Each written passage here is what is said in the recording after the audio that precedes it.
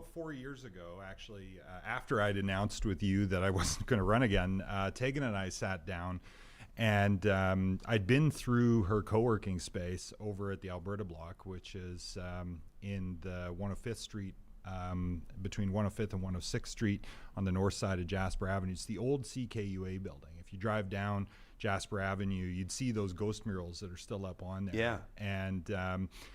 And Tegan asked me the question, said, what do you think it would take to turn this into a community ownership model? And I said, I don't know, that's an interesting question. It kind of brings community economic development, it brings investment, it brings real estate, it brings downtown revitalization together. So I had some time on my hands, and she said, well, why don't you come help me figure it out? And I said, what's the catch? And she said, well, just hang out in the building and meet some of the other entrepreneurs that are in there, trade stories, mentor if you like, and here's the desk while we figure out this question of how to turn this building into a community ownership model powered by co-working. And so we spent a couple of years sort of hammering away at this, looking at different models for how to make this work. And co-working's an interesting business. Tegan started Homestead Co-working actually in the same building that the Common's in, sort of more than a decade ago, and she can tell the story. But what I liked about it was when she started her real estate practice,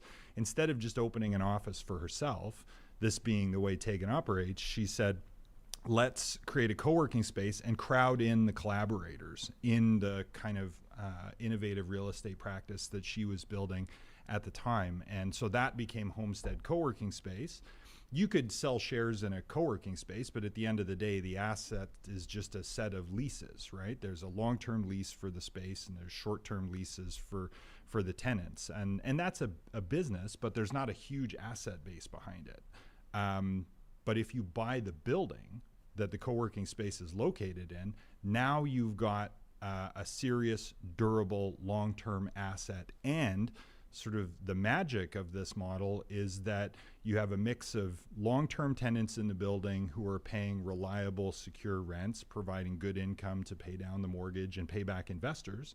And you've got short-term folks coming through who become those future long-term tenants as we all work together to support their growth. So it has features of almost startup Edmonton to the extent that there's a community of entrepreneurs, not limited to tech. And there's not-for-profit organizations. Anyone who needs space is welcome in the building. And so we did a bunch of work to put together the offering memorandum, structure an investment co-op, and create a vehicle where people who don't have to be tenants in the building would have a pathway to fractional ownership of something that most of us couldn't afford to buy into on our own.